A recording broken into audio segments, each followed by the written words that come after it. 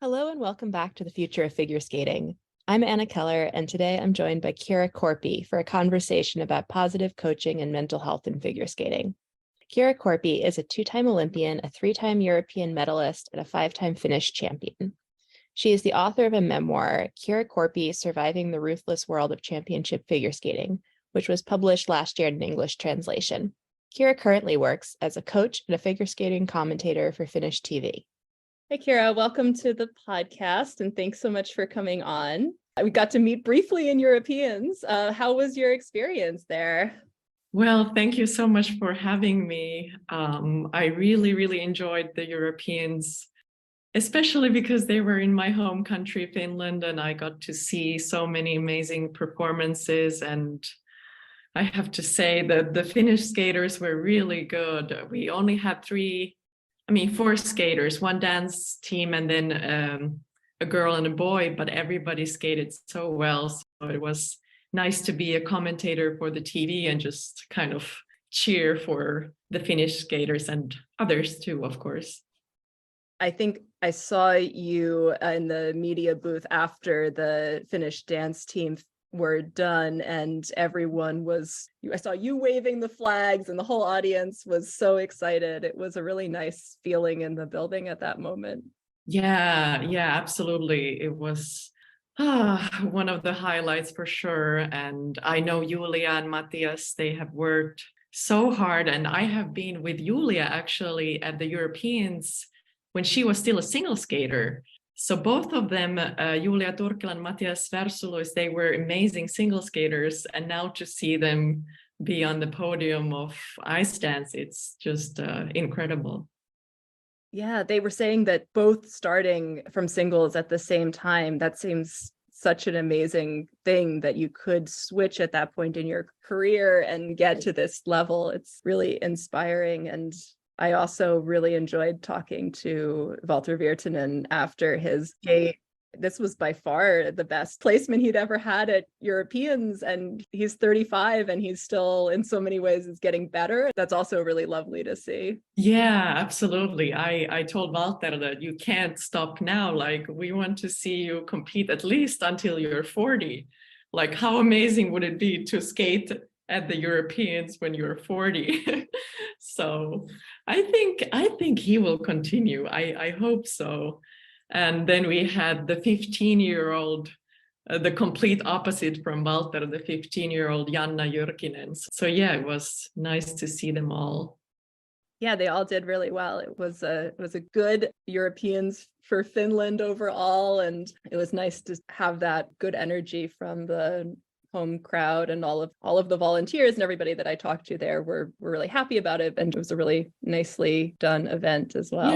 Yeah, and I was happy to see that more and more audience came, and then was it on Saturday? I think it was completely full, and maybe also on Sundays. So that's a good boost for Finnish figure skating. And yeah, there were some surprising elements too, like the Swiss skaters winning also 2 medals. I wasn't expecting that, but yeah, I mean, it's nice to see. Although in some way, of course, people might miss the Russian skaters for their, amazing programs and abilities, but this offers new skaters coming up to the podium, and it makes it more equal, the level in a way. Yeah, I felt that as well. And I think especially watching the pairs and talking to so many of the Italian pairs, the Germans as well, that sense that they see this as this opportunity to grow their own confidence. And you come in so differently when you think you're competing for a medal than when you think you're, maybe you're going to be 4th or 5th. And so that even if eventually maybe there will be Russian teams back or it will change again, that they were feeling like they won't be the same. Even if they were to come in with more competitive skaters, that this experience would have lifted them up to feel so much more competitive and so much more confidence in themselves. And that was a really nice thing to see them sort of owning how good they are. Yeah. I wish everybody would get a medal. I'm just always in awe when I see skaters competing. I feel like it was a lifetime ago when I was there. And now I'm like, I could never do that again. It's so scary, but it's yeah, I really admire all the skaters, no matter their end result. So tell me a little bit about what your life is like these days, other than doing the commentary for TV. What have you been spending your time with lately? Well, I recently got a dog, so I'm a dog mama. That's a very nice thing in my life now. And I'm coaching a little bit, not full time, but I do private lessons for different skaters in Finland. And then I have these kind of training camps. And then I'm writing a book that's coming out in March in Finland. It's a poetry book. So I really surprised myself there too. So yeah, and then I'm doing some speaking engagements and other writing things. So I'm a freelancer, entrepreneur, doing a little bit this and that. I enjoy that kind of a freedom. And then I'm also skating myself a little bit more this year. Last year, I didn't skate that much for myself, but now I'm like, oh, I want to get back into a better shape and who knows, maybe perform somewhere again. Oh, that would be wonderful. You feel that motivation to get back onto the ice and to do more of that? Yeah, it was strange. Like last year, I was already like ready to say goodbye and like my performance days are over and I'm like, I'm good and I will like focus on other things. Then I surprised myself that I really started to miss performing. I saw this wonderful skating show called Snow Queen in Finland, and I was like, oh my God, this is so amazing. Like, I want to be there performing to the audience. And the same kind of thrill I get when I do a speaking gig, but I think still skating is obviously more natural to me than speaking. So yeah, I'm like training a little bit more and but not like putting pressure. So if it happens, it happens. But if not, I have built other things in my life that I can be really proud of, actually. That's great. So I saw that you have an upcoming project, Kiira Korpi Academy. Can you tell me a little bit about what that is? Yeah, well, I started actually this academy already like a year ago, and that's just basically me doing coaching. So it's not like a big fancy academy, at least not right now. But I think during this year, I just checked. I have coached almost 40 different skaters. Like either they do private lessons with me or then I have these like training days or training camps, and those I'm planning to do more in the future. And I'm also going to Switzerland to do a seminar with my academy, so myself. And I'm excited about that. And I really like the focus of my coaching is really the mental side of athletes, although I'm really mainly doing it on ice. I do some mental coaching off ice too, but mainly on ice. And it's basically just figure skating training. But what I try to always highlight are the strengths of each skater. And I really try to like, I don't know the word in English, but kind of marinate the skaters with the praise and thanks. And because I know the skating world can be so, especially the competitive world can be so tough, and you must focus on the mistakes and making everything perfect. So I'm trying to be like a balancing effect to that.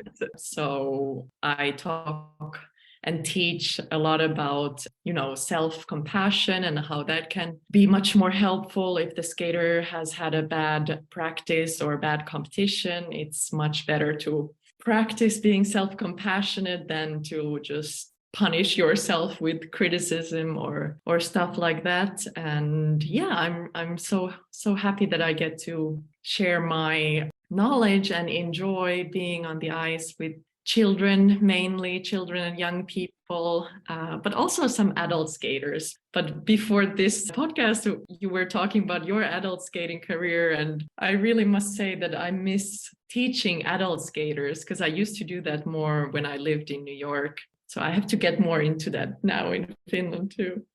I know that there certainly are some in Finland because one of the people that I met and spent some time with at Europeans who was volunteering there is a member of an adult synchro team that's very competitive. And I was learning a little bit about that. And it's so cool to see that someone was committed to their skating in that way as an adult and that could do it in a team is really cool. There's some of that in the US, but I think not as much around where I am in any case. Well, Finland really is a synchronized skating country.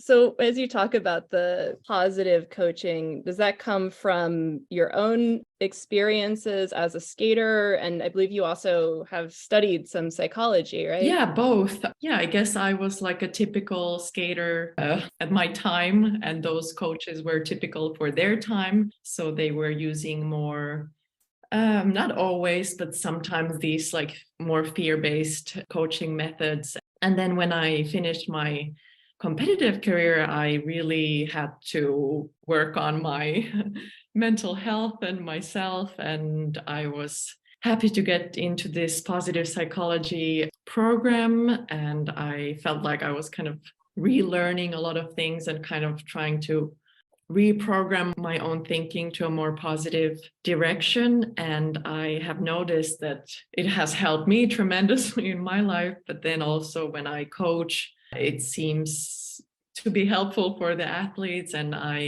it's a style of coaching that I wish I had more when I was competing, and I did have it to some degree, and I'm grateful for that. And then I had some specific coaches, and for example, a choreographer, Shailene Bourne, who probably didn't think that, oh, she's like, I'm going to use positive psychology tools, but she really was and is breath of fresh air as a choreographer and a coach. And when she comes to the space, she just brings this great feeling to a space and always tries to include the skater to the coaching or to the choreography process. And I think that's what we are now wanting to see more in figure skating coaching, that we would involve the children or the athletes more in the process, and it wouldn't be so like top-down process and not like a fear-based or punishment-based system. Yeah, it does seem like there's that idea that skaters need to be pushed somehow, or that can't be trusted to have their own motivation enough, or that, somehow that success comes from being pushed to go beyond where you think you can go or something like that. And there's a fine line between challenging people in a good way and then pushing in a way that is negative or harmful. And it seems like, especially with children who maybe don't have as much their own sense of like what is bringing them to the ice or what their goals are, like finding the right balance of that must be challenging. Yeah, it can be. But I don't think, like, if you have a positive approach to your coaching, it doesn't have to mean that your coaching is not strict or challenging. You still obviously need to have like strict boundaries and like a challenging program, or depending on the skaters. But it's just the overall, like, what is the overarching philosophy, and what does the coach do, for example, when the skater fails in practice or in competition? Because it's easy to be positive when everything goes well, but then it's hard when the skater has a tough day. And maybe I can share an example that I have shared many times, but it really changed my life in a big way. I didn't realize it back then so much, but when I was training with Shailene Bourne, who I just mentioned, in Canada, like many years ago, I had a really bad day. We were practicing my short program, and I tried 2 times to like begin the program, but the first jump I just popped or I fell, and then I did the thing that no skater, like a skater shouldn't do. So I stopped the program after my first bad jump. And then I always went to Shailene, who was on the side of the rink waiting. And I was so prepared that she would start yelling at me, or she would give me one of these looks, like a disapproving look or something. And she didn't do that. Like the first time I went to her, she just said, "Oh, do you want to try again?" And then I was like, yeah, okay. And then I tried again, and it was so bad. And then I went to her again, like, this time for sure she's gonna be mad at me. But then again, she was like, as if nothing happened, she was like, oh, wanna try one more time?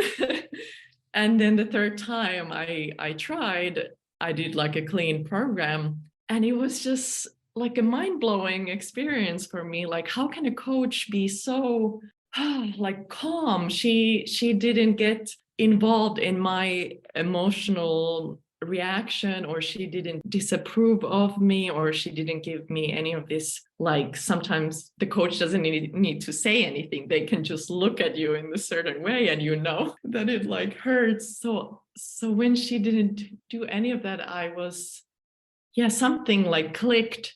And then years after, I always remember this, and I have thanked her so many times, and I'll always feel emotional when I even think about this and talk about this. But it was like a big aha for me, like, wow, you can be a skating coach, and you can be so, like, you can really rest in yourself, and you don't need to get triggered about the skater. And it was really a healing experience for me.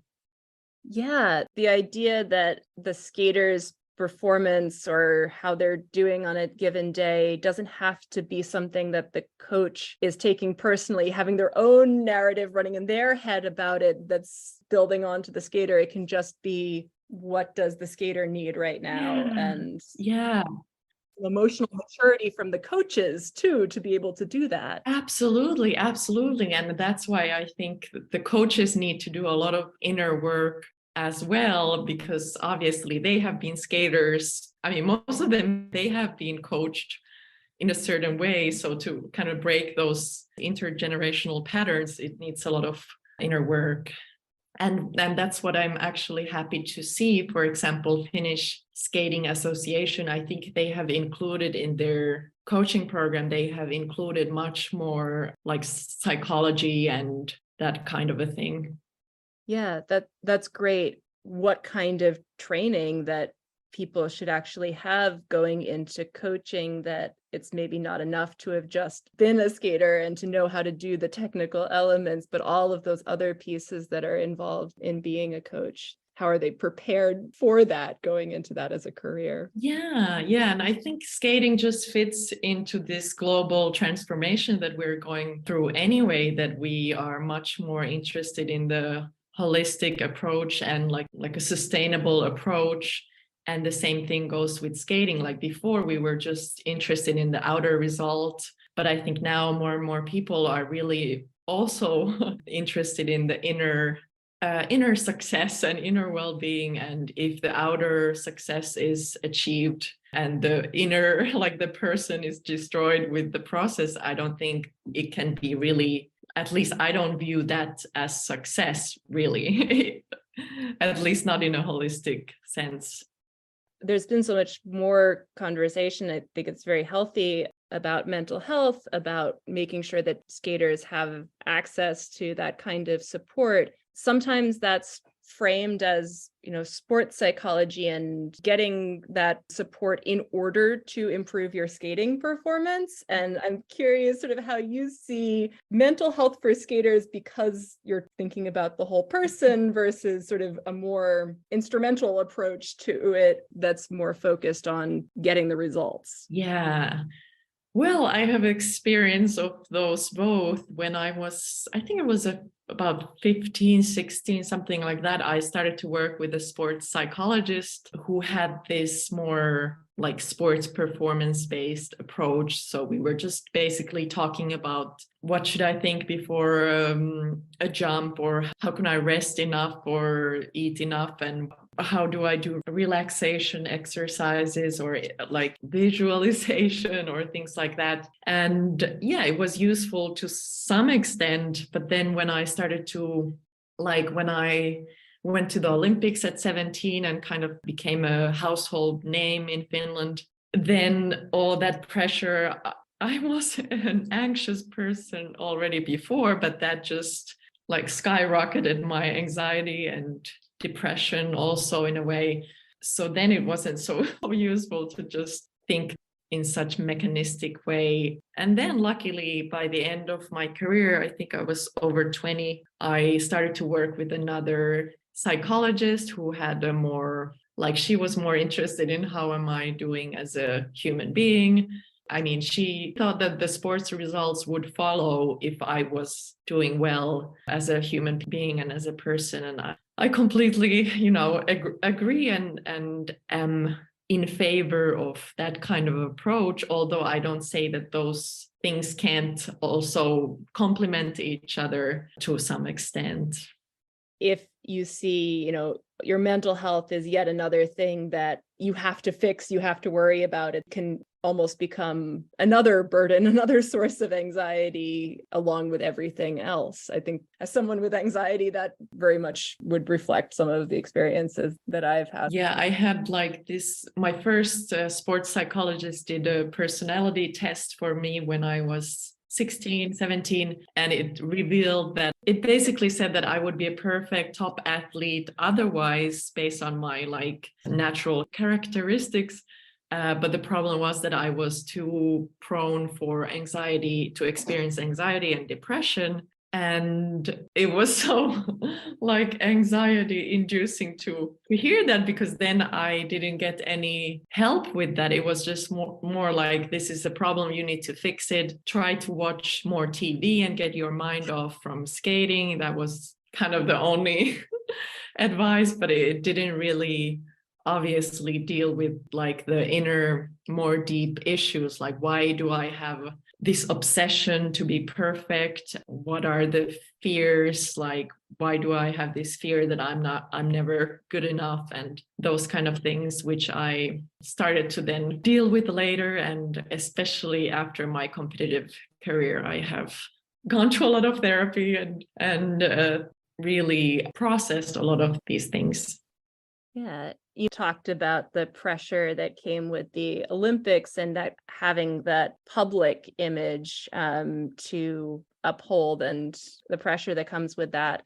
How do you think about sort of your public persona these days, the way you portray yourself to the world and, keeping that something that's healthy for you? Well, that's a good question.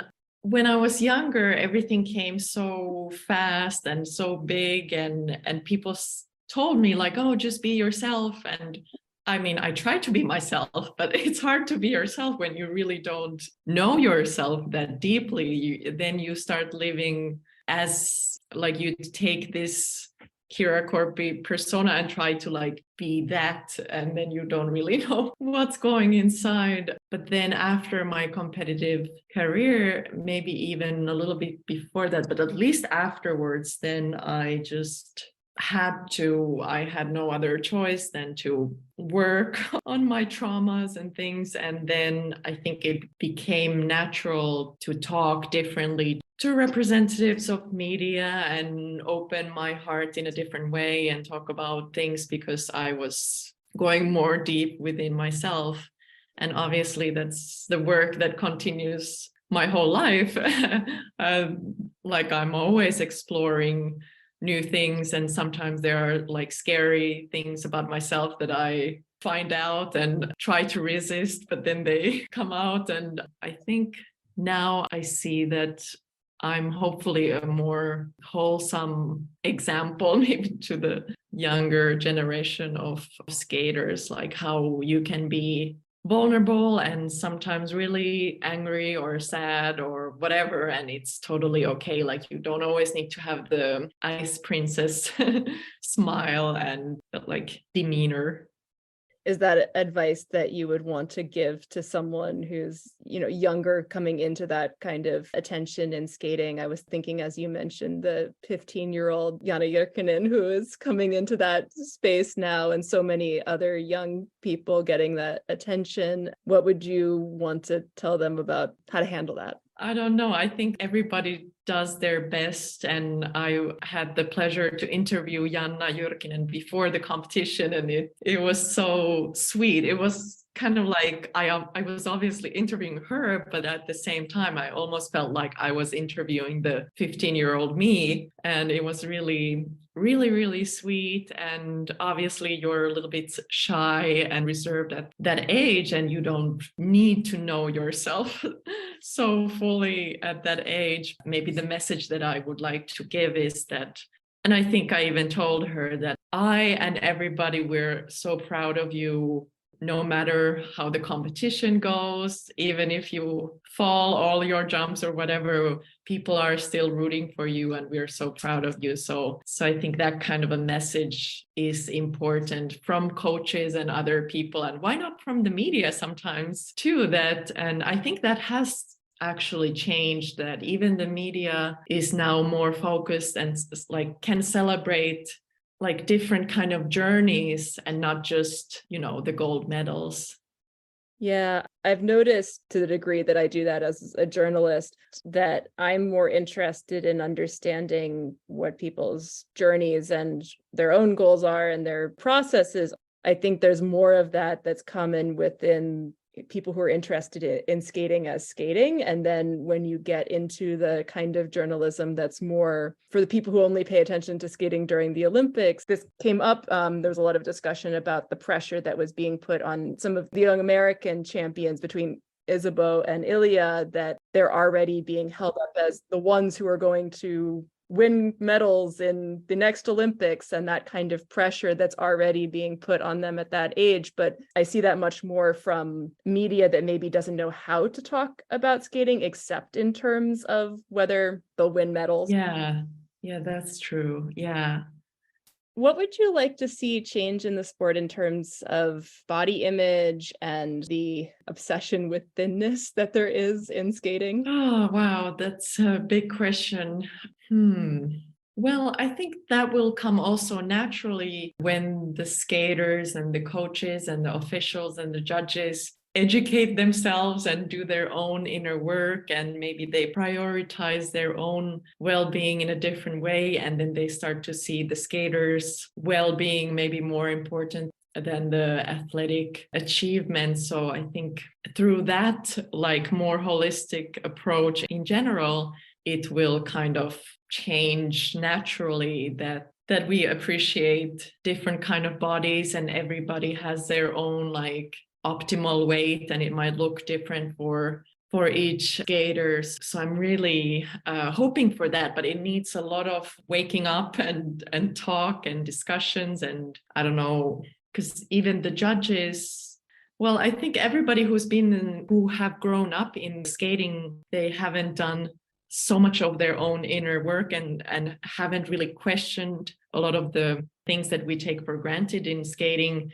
It can come still naturally for them to just assume that there is this certain type of optimal type of skater.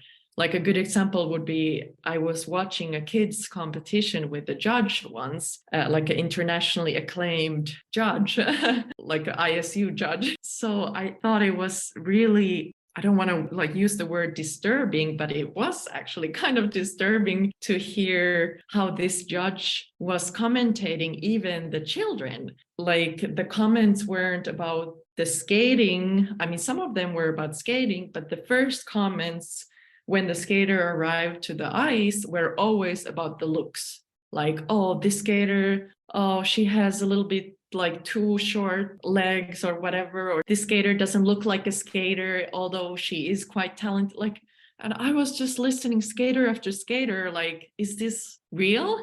And then on top of that, this judge told me that you were really lucky, Kiira, because you had your beautiful looks, and the judges and people like were talking about that, and you were like really lucky that it kind of lifted you up. And I was like, wow. But it's probably true, and it's so disturbing that if only you fit into this like fixed idea of what a perfect skater looks like, then you can be immediately more acceptable by the judges. And yeah, I know with the coaches and with the skaters, it has been maybe the first thing you see other skaters, you just see like, oh, she has lost weight or gained weight, and she must be in a good shape, or she must like, and how do we even know? Like, so many skaters are struggling with eating disorders that look like seemingly look great. And it's just, I think we really need to be aware and educate ourselves, and then hopefully it will change. Yeah, I'm really struck with your example and in some other things that I've heard, just how much the looks come before the actual skating, and not even just so much in the sense of like, oh, it's an aesthetic sport and so there's that element to it, but there's just this idea of a skater looks like this, whether the skater is actually capable of doing the element or not. There's the idea that a skater who would be able to do the element would look like this, and so you're already judging them negatively before they've even started. I've come across this. I've been talking to a lot of pair skaters and pair coaches, and I think a lot of people, even very well-intentioned people, will say things like, this skater has the right body for pairs. You can already tell that kid should be a pair boy, that girl should be doing pairs because she's so tiny. And that's like determinism of being judged for your body, not for what your body can do. Yeah, it's so true. But luckily, I think now some of the athletes who are now on top of their game, they are already talking about these issues. And every time a skater opens up about their eating disorder problem or body image problem, I think it helps others too, because you see that basically everybody struggles with those things. And like you said, it can be really, I mean, I'm sure I do, we all do it. It's like sometimes really well-intentioned, and we don't even think about that when we say like, oh, this person would be perfect for pair skating or something. It just comes up, like it's just so ingrained in us that there is this certain type. I interviewed Amber Glenn earlier this year, and she was telling me that some of the most harmful comments are the things that people think as compliments. That can just be so damaging. It's not people being critical, it's that she immediately, if someone says, oh, you look great, that you look so strong, or you must have lost weight, that it's like immediately that makes her think, oh, well, what were you thinking of me before? Did you not think I looked good? Like, so it starts, the positive comments can start the negative spiral. And that it's something that's made me reflect on not just, that you don't want to say anything negative about someone's body, but just to really think before you're even saying anything at all that's like that. That's true. Yeah. I also have these comments, like at some point a journalist said that, like, when I had lost weight a lot during one season, and then this journalist said like, oh wow, Kiira, now you're starting to look like an athlete, or you really look like an athlete. And then I was like, okay, wow, so I need to be like this to be like accepted or appreciated. But then I think we can somehow combat all of this by teaching the skaters at a very young age to have a strong sense of self and this feeling of self-agency, and that they would know their, boundaries and what is okay and what's not. And that kind of education I never received. So I hope the kids today, and I know that at least in Finland, they are much more aware. Like if a coach starts screaming and throwing things, they already know like, okay, this is not supposed to happen. And that's a positive change. Definitely. One thing that I thought was really interesting in your book, which I loved and read in one sitting on the plane on the way to a competition, really thought it was great. But one thing that really struck me was how you discussed funding, and something that I'm interested in, think we don't tend to talk about that much, but how much money it takes to have a competitive skating career. But then with pretty much all of the different forms of support that you could get, have some risk of putting skaters in a power imbalance, either to their federation or their sponsors or even their family, or some cases it's a relationship to the state in a way that can cause all kinds of problems. And so as I try to think what makes skating accessible, how do you create these structures that allow skaters to succeed, it's something that I've been wrestling with in my head. any of those forms of funding could be fine for a skater, but I think they also could come with some risks of not putting the athlete's needs first. And so that's the giant question, but I'm curious, based on your own experience, what you've seen from others, how you see this question of funding and improving that. Yeah, wow, that's a huge question. And yeah, skating is really expensive, especially in the US. I mean, it's considered expensive in Finland too, but in the US, it's still in another level, unfortunately. Yeah, the state part is difficult because at least in Finland, they only give the money also based on your athletic performance. And if you're, for example, injured, you're right away, like you don't receive the funding. So that might encourage athletes to compete even with injuries. And yeah, sponsors, I think I was quite lucky in my career that, well, first that I had I had good sponsors, and then that they, even when I was injured, they didn't completely abandon me right away, and I could have a say of what I want to do or what I don't want to do. Obviously back then I wasn't so sophisticated in my self-awareness, so I probably didn't have so many ideas as I would have now, like what I would want to do. But yeah, I don't think I have like really bad experiences from those, but I can see how that would be a challenge. And that's why I think the athlete's voice needs to be put into the center. Like not only this athlete-centered coaching needs to be more like widely used, but maybe also what comes to this funding and sponsoring athletes. I think those relationships need to be also as athlete centered as possible, but I'm not really sure how to exactly build a structure like that. It's very complicated. This has a lot of different dimensions to it. One of the first people that I had on the podcast was May Bernice Mete, and I had a really interesting conversation with her about how she's been able to get some sponsors, get some funding, even while injured, because of the following that she's been able to get through social media. And how now she wants to help other athletes to learn how to do that, because it takes work and can be hard, but it has at least that you can control for yourself. That's something that is very athlete directed, and I was really encouraged by that conversation, by how she was thinking about helping athletes find ways to tell their story, to involve people in the ups and the downs of their journey. And I think that could be really promising. Yeah, absolutely. And I think also in Finland, I have seen a change. Like I competed before social media was like a big thing. I mean, it was relatively big, but nothing compared to what it is now. And yeah, even some of the Finnish athletes that I'm now thinking about, the track and field athletes and some other athletes, they have been able to build this brand for themselves and get sponsors from much more like creative sources or creative ways, like my Bernice Mete. She's just incredible what she can do. Like she's a producer and an actress and a writer, like everything in one package. It's really great to see how the younger athletes who are competing now, they're really using social media as a tool for themselves. And hopefully, what my hope is that many of them, like that they would be their own managers.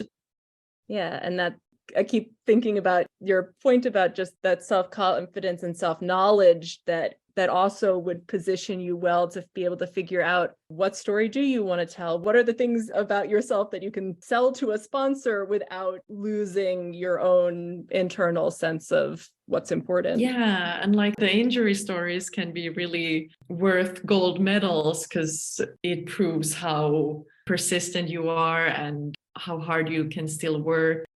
One of the other things that really struck me reading your book was the balance that you were able to find between being appropriately critical of experiences that you had and telling the truth about what had been hard and things that were difficult in relationships with coaches or family, but also showing a lot of love and appreciation for those people. And I was hoping you could talk a little bit about what your process was like of writing a memoir and, figuring out how you wanted to tell your story, and especially with people who I assume are still a part of your life and that would read the book, and you would have to think about, how to talk about those relationships. Oh yeah, that was definitely the hardest part about the memoir, like how to tell my story honestly, because in that way it can be really impactful in a deep way, and then at the same time not to harm those people that are dear to me, but maybe have done some things that are not always perfect. So I don't know if I nailed it perfectly, but I was just determined that I would, like, if I'm going to write a book, and I had a person writing for me and with me, this sports journalist. So with him, we were working on these things, and I decided that if I'm going to do this book, I'm just going to try to be as open as possible. And I took the risk that then some people don't like what I'm going to say, and it definitely happened. That some people even close to me weren't really happy initially, but I have to say, and I'm really grateful that all those people or instances have kind of grew to maybe appreciate the book or have processed things, and that we're in good terms, and we've been able to build even deeper and healthier relationships. But it was definitely scary. I want to close by asking if there's anything that we haven't touched on that you would want to communicate. This big question, I asked you a lot of big questions, but the really big question of the podcast is how to make skating more accessible and more inclusive and healthier. Are there other aspects of that you would want to communicate? Maybe just that this is such a cliche, but skating really is for everybody. And I am a firm believer that every single skater, or just a skating person, it doesn't need to be a skater, they have their own valuable role and like their own success route or success journey that is equally important. And I, as a coach, have tremendously enjoyed working with skaters with all ages and different skill levels. And for me, it's no different if I cheer for like a Waltz 3 turn or a quad jump or whatever. It's the same thing at the end. And I really hope that, and I believe that our sport is making more space for everyone. And I hope that I can also grow as a person and as a skating person and find new ways how to help my community and make the sport better for all. That's great. Thank you so much, Kiira. This has been really fun. Thank you. Thank you so much for doing this. I hope you enjoyed that conversation with Kiira Korpi. You can look at the show notes for links to a transcript and many of the things that we discussed. You can follow Kiira on Instagram at Kiira_Korpi and Twitter at KiiraKorpi_FI.